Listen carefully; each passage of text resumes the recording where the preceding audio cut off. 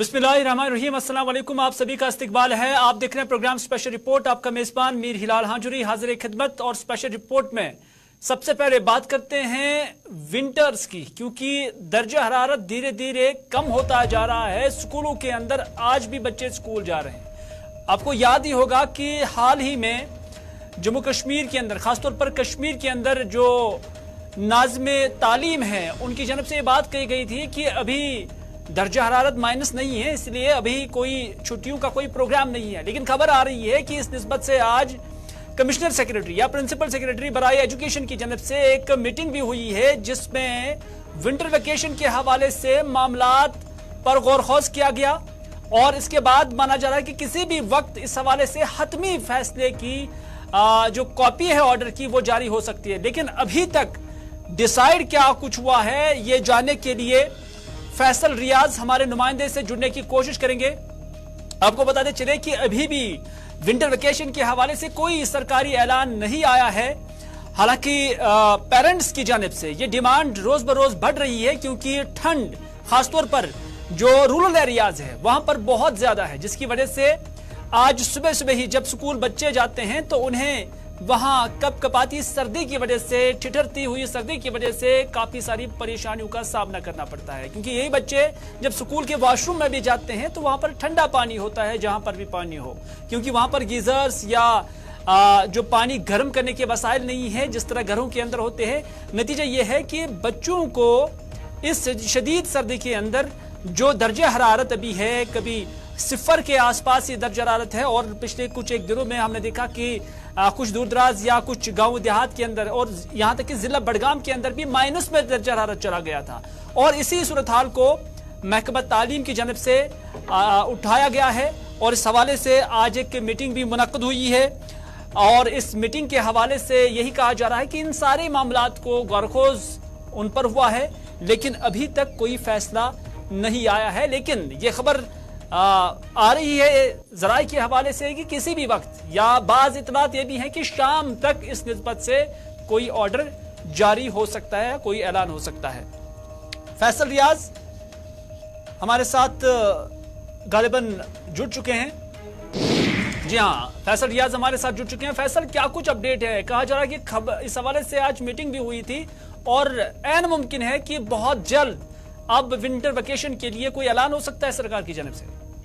देखिए, बिल्कुल जिस तरीके से अभी अभी अफवाहें चल रही थी कि शायद आज जो है ऑर्डर आ सकता है विंटर वेकेशन के हवाले से, क्योंकि जो मौसमी सूरत हाल सुबह शाम देखी जा रही, काफी ज्यादा ठंड है। और उसके साथ साथ जो सरकारी स्कूल हो या प्राइवेट स्कूल है उनमें उतना खासा जो फैसिलिटी नहीं है गर्मी के हवाले से। तो कुछ दिनों से लगातार ये सोशल मीडिया पे भी कैंपेन चली या खबरों के जरिए भी गवर्नमेंट को इससे आगाह कराया गया कि जरूरत है कि अब विंटर वेकेशन की जाए जो लोअर क्लासेस है। ताहम अभी अभी जैसे ये खबरें सामने आई तो हमने कंफर्म करने की कोशिश की, लेकिन अहदेदारों की तरफ से कहा गया है कि हमने इसके हवाले से मीटिंग्स की है, डिस्कशन हमने किए हैं, ताहम कंसिडरेशन में भी ये अभी रखा है। लेकिन ऑर्डर कब तक आएगा इसके हवाले से वो अभी कंफर्म नहीं हो पा रही है। आज जाएगा, कल आएगा, लेकिन सरकार ने इसके हवाले से खास एजुकेशन डिपार्टमेंट इसके लिए मीटिंग ली है, कंसिडरेशन हो रही है इसके हवाले से। और वो इस चीज को समझते हैं कि जो सुबह शाम जो बच्चों को प्रॉब्लम्स हो रही है सर्दी की वजह से, काफी ज्यादा जो धुंध भी सुबह रहती है और सर्दी भी में भी इजाफा हुआ है, तो उस चीज को मद्देनजर रखते हुए सरकार शायद आज या कल ये फैसला ले सकती है और 5वीं क्लास तक जो है विंटर वेकेशन हो सकती है। यानी कहीं ना कहीं मुझे याद है नाज़िम तालीम की जानब से रिसेंटली हमारे साथ ही जब बात की गई थी तो उन्होंने कहा था कि अभी मुस्बत में दर्जा हरारत जा रहा है, अभी विंटर वेकेशन की जरूरत भी नहीं है। लेकिन अब जबकि ये मीटिंग भी मुनक्कद हुई है तो ऐसा लग रहा है कि ये जो ठंड का मौसम है या पेरेंट्स की जो ग्रीवेंसेस है या पेरेंट्स की जानब से सोशल मीडिया से लेकर दूसरे इदारों में जो एक कैंपेन बनाने की कोशिश की गई कि विंटर वेकेशन हो जानी चाहिए, यही एक वजह है कि जिसको लेकर अब सरकार भी मैदान में आ गई और उन्होंने इस हवाले से मामलात पर बहस किया है। तरीके से आपने कहा कि सोशल मीडिया पे भी लगातार लोगों की तरफ से डिमांड की जा रही थी कि विंटर वेकेशन की जाए। कम से कम जो छोटे छोटे बच्चे हैं लोअर क्लास से उनकी जो सेहत है वो मद्देनजर रखी जाए।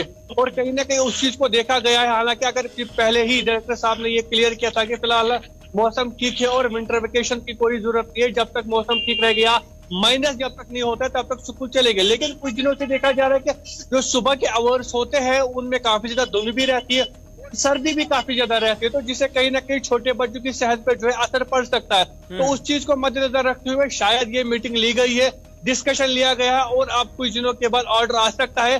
कम से कम 5वीं क्लास तक जो है छुट्टियां हो सकती है, उसके बाद आगे जाके बाकी क्लास का भी देखा जाएगा। चले 5वीं तक के जो बच्चे हैं उनके बारे में कोई फैसला आ सकता है। फैसल रियाज अभी बात कर रहे थे। फैसल रियाज, आपका बहुत बहुत शुक्रिया। हालांकि ये अभी हतमी नहीं है, अभी इस हवाले से ऑर्डर या ऐलान सरकार की जानब से आना बाकी है, लेकिन इतना जरूर है कि इस मौसमी सूरत हाल को, मनफी दर्जारात को या दर्जारात की कमी को सरकार ने इस पर गुप्तशनीद जो है वो की हुई है और इस हवाले से कोई हतमी राय भी बनाई होगी, लेकिन ये ऐलान की सूरत में कब आएगा वो देखने वाली बात होगी।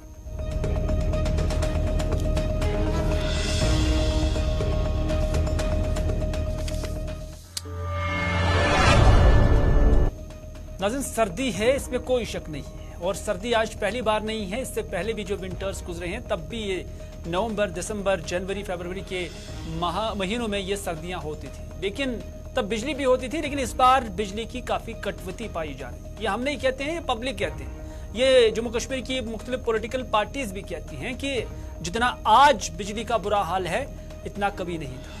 बाज अखबारात के अंदर ये भी सुर्खियां आई हुई थी, ये भी खबरें आई हुई थी कि हॉस्पिटल्स के अंदर भी बिजली की आंख मचोड़ी की वजह से, बिजली की अनशेड्यूल्ड कटौती की वजह से जो कामकाज है वो मुतासिर हो रहा है। प्राइवेट डायग्नोस्टिक सेंटर्स हो, प्राइवेट हॉस्पिटल हो या दीगर सेक्टर्स हो, चाहे क्यों ना हम इंडस्ट्रियल सेक्टर की भी बात करेंगे, वहां पर भी जो यूनिट होल्डर्स है वो काफी परेशान है। लेकिन उमर अब्दुल्ला ने इस हवाले से आज कुलगाम के अंदर बात की, क्योंकि उमर अब्दुल्ला आज कुलगाम में नेशनल कॉन्फ्रेंस की जनिब से मुनक्कदा एक इजलास से खिताब कर रहे थे और बाद में जब उमर अब्दुल्ला ने मीडिया के नुमाइंदों से बात की तो उन्होंने कहा कि इससे पहले भी जब हम भी हुकूमत में रहे हैं तो इतना बिजली का बुरा हाल नहीं होता था।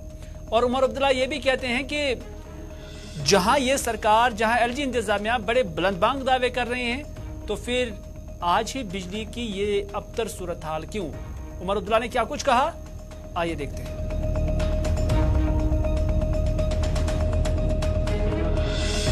क्या वजह है कि यहाँ के बिजली के निजाम को ठीक नहीं किया जा सकता? इतना बुरा वक्त, इतना बुरा हाल तो हमारे वक्त में भी नहीं था।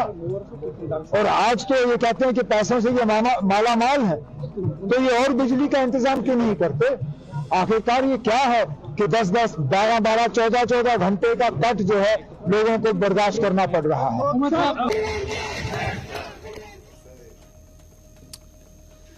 चलिए, उमर अब्दुल्ला यहीं पर नहीं रुके, बल्कि उमर अब्दुल्ला ने आज जब उनसे सवाल पूछा गया था कि सईद मोहम्मद अल्ताफ बुखारी ने कहा कि बीजेपी को जम्मू कश्मीर में लाने वाली पीडीपी है, तो उस पर उमर अब्दुल्ला ने कहा कि हाँ पीडीपी तो हो सकती है, लेकिन उस वक्त सईद मोहम्मद अल्ताफ बुखारी भी पीडीपी के अंदर ही थे।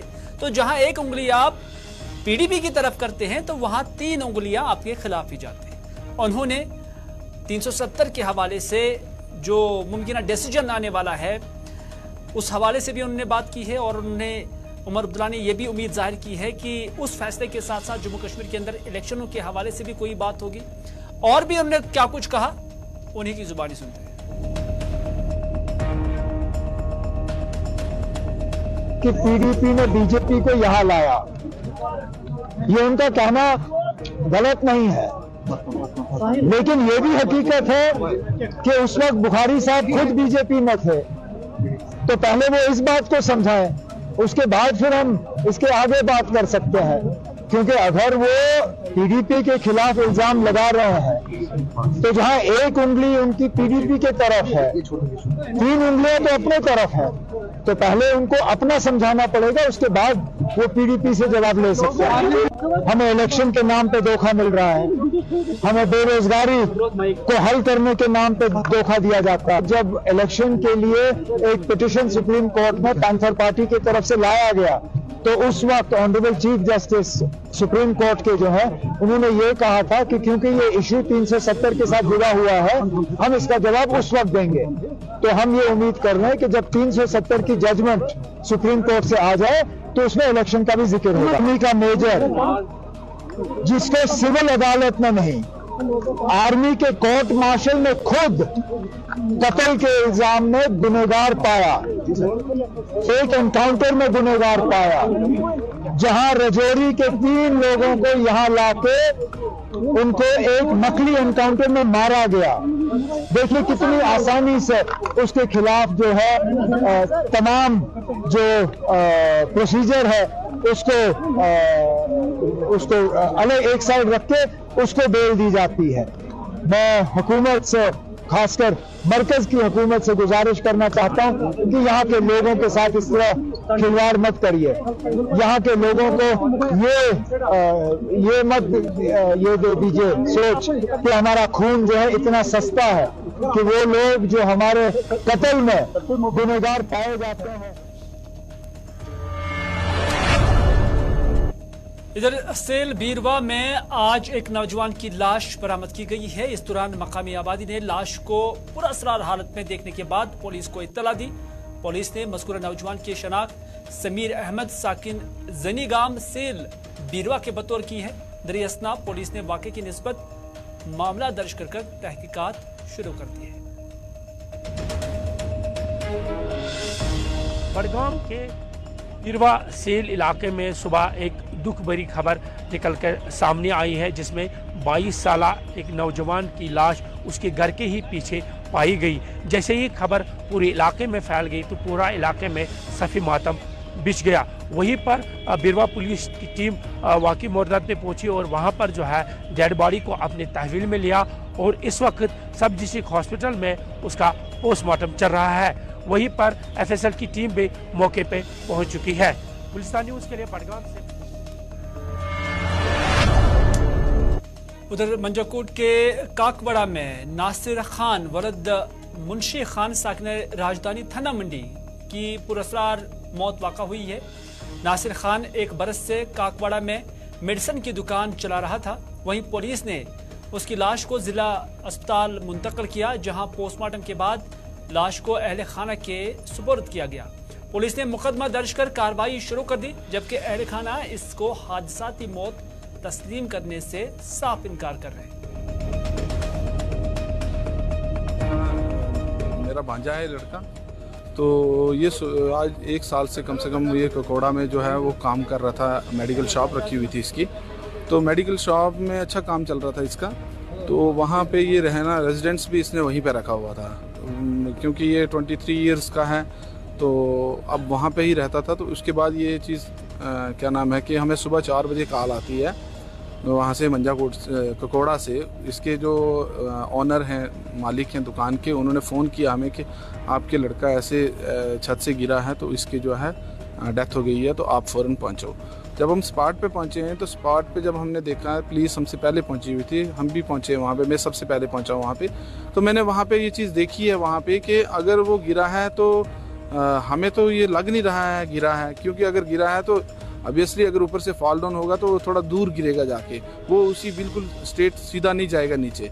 तो एक तो ये चीज़ डाउटफुल है। दूसरी ये कि मालिक मकान जो कह रहा है वो कह रहा है कि खाना जो है वो मेरे पास खाया है। अब अगर खाना उसके पास खाया है तो ऊपर 2 प्लेट्स हैं, उनमें खाना खाया है, बल्कि चावल अभी भी वहाँ पे थोड़े से रखे बचे हुए हैं कुकर में। तो हमने ये सारी चीज़ें जो हैं ये देख के हम लोग DC साहब से, DIG रजौरी से, SSP रजौरी से रिक्वेस्ट करेंगे कि प्लीज़ हमारे जो है इस केस के बारे में थोड़ा सा एक टीम बनाई जाए जो कि इसको इन्वेस्टिगेट करे। इधर कुंसर के उगमुना गांव में आवारा कुत्तों के झुंड ने पेड़ों के रेवड़ पर हमला करके 3 को हलाक कर दिया, जबकि बाकी जख्मी कर दिए गए हैं।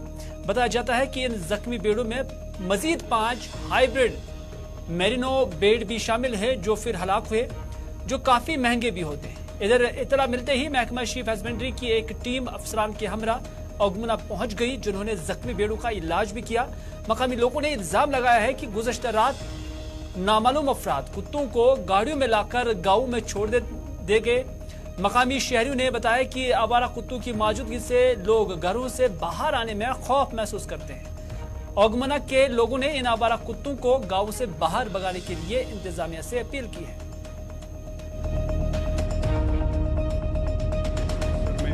इधर उगमुना में रहता हूँ। लगभग 8 साढ़े 8 बजे के करीब यहाँ पर हमारा ये भाई जो है, इसको कुत्तों ने हमला किया। इसको खाली यही रोज़गार था, इसने 2-3 साल कमाई की थी, उनसे वो भेड़ लाए थे। अब ये इसी पर अपना रोज़गार चलाता था। इसका अयाल है लगभग 8:30 बजे के करीब कुत्तों ने इसको हमला किया। आप देख सकते हैं इसके लगभग 10-20 बेड थे। तीनों को उन्होंने मौके पर ही मार डाला, जो बाकी जख्मी थे वो भी मर गए। आप देख सकते हैं जो ये बेड है इनकी भी बचने की भी अभी कोई सूरत नहीं है। मैं आपके माध्यम से अब ये डिपार्टमेंट वालों से ये कहना चाहता हूँ कि किस डिपार्टमेंट ने ये कुत्ते छोड़े हैं। रात को इनको लाते हैं यहाँ गाँव में छोड़ते हैं, शहर से लाते हैं कहाँ, हमें ये पता नहीं है। हमें आप बताएं कि हम यहाँ इंसान नहीं रहते। मैं डॉक्टर सना बशीर VS उगमना हूँ। हमारे पास रिपोर्ट आई कि फौरक अहमद नजार जो है उनके बेड़ों पे आवारा कुत्तों ने हमला किया है।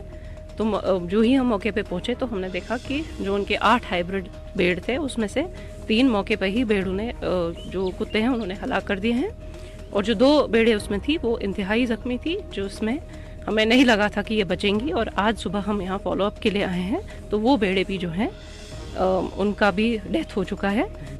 जी, जो इनकी भेड़ें थी वो काफ़ी कीमती और आला नस्ल की थी। इधर जम्मू कश्मीर पंचायत कॉन्फ्रेंस के चेयरमैन अनिल शर्मा ने कहा है कि सरकार पंचायती हलकों की हदबंदी के नाम पर पंचायती इंतखाबात को ही मौखर कराने की कोशिश कर रही है। आज जम्मू में एक प्रेस कॉन्फ्रेंस के दौरान अनिल शर्मा ने मुतालबा किया कि 9 जनवरी साल 2024 से पहले जम्मू कश्मीर में पंचायती इंतखाबात हो जाने चाहिए। उनका कहना था कि अगर ये इंतखाबात वक्त पर नहीं हुए तो वो देही इलाकों के लोगों के साथ इंतहाई ज्यादती होगी। जहां जम्मू कश्मीर के अंदर टाइम पे इलेक्शन हो उसके लिए ऑल जम्मू कश्मीर पंचायत कॉन्फ्रेंस जो है वो कार्रवाई कर रही है कि 9 जनवरी से पहले जम्मू कश्मीर के अंदर पंचों सरपंचों के चुनाव हो जाने चाहिए। अब दूसरी चीज इसमें निकल के ये आ रही है कि जहां जो है डिलिमिटेशन पंचायतों की करवाई जाए। हम भी चाहते हैं कि डिलिमिटेशन हो, लेकिन सरकार को ये फैसला 1.5 साल पहले जो है 2021 में जो है या 22 में स्टार्टिंग में ले लेना चाहिए था, ताकि अभी तक डिलिमिटेशन हो गई होती। अब सरकार की मंशा जो है जहां पंचायतों की जहां इलेक्शन है उसको जो है ये डिले करने की टैक्टिस जो है ये सरकार इस वक्त कर रही है, वो सरासर गांव में रहने वाले लोगों के साथ बहुत बड़ा धोखा हो रहा है। और इंडियन ऑडिट एंड अकाउंट्स महकमे ने मेडिकल कॉलेज श्रीनगर और ललदेद अस्पताल के इश्तराक से एक खून के अतिया कैंप का इनेकाद किया, जिसमें महकमा के मुलाजमीन ने खून का अतिया पेश किया। इस मौके पर महकमे के सीनियर अफसरान भी यहाँ मौजूद थे। आपको बता दें कि इंडियन ऑडिट एंड अकाउंट्स महकमा 19 से 25 नवंबर तक लगातार प्रोग्रामों का इनेकाद कर रहा है, जिसमें महकमे के जिम्मेदारान बढ़ चढ़कर हिस्सा ले रहे हैं।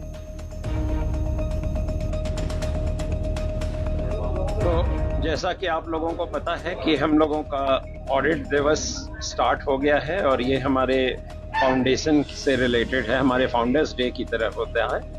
तो इसमें हम लोगों ने ये निर्णय किया कि इसमें कुछ सोशली रेलेवेंट और नोबल कॉजेज भी किए जाएंगे।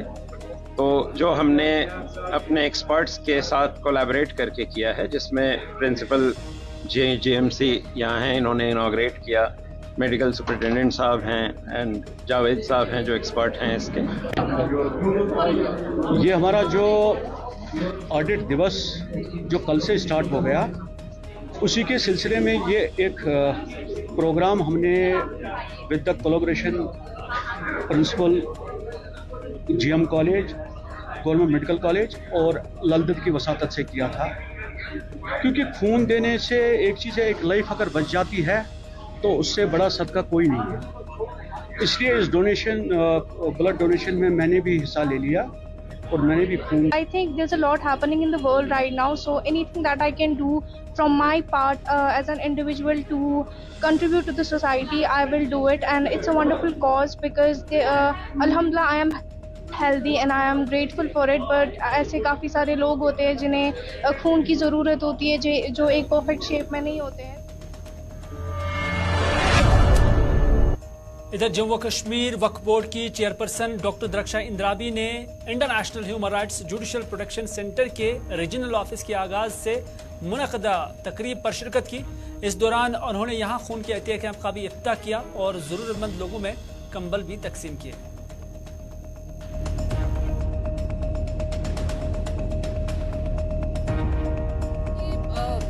जब से हम आपको ये बताते चलें कि हम अगर वक्फ बोर्ड में कामयाब हो गए और हमने वक्फ बोर्ड को आगे बढ़ाया, आप हमें कहते हैं, हम ये कहते हैं कि इसमें आप लोगों का मेरे से ज़्यादा रोल रहा कि जितना हमने काम किया उससे ज़्यादा आप लोगों ने इसको बढ़ावा दिया और घर घर तक पहुंचाया।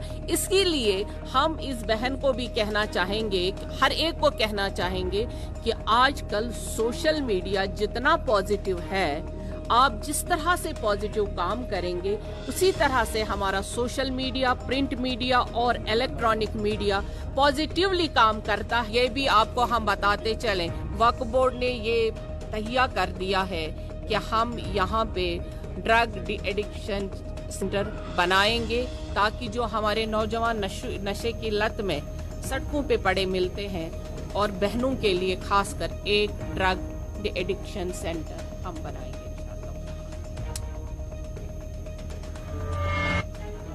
आज के स्पेशल रिपोर्ट में बस इतना ही। अपने मेजबान को दीजिए इजाजत इस वादे के साथ कि अगर जिंदगी रही तो आपसे फिर होगी मुलाकात। तब तक के लिए खुदा हाफिज, फी अमानिल्लाह।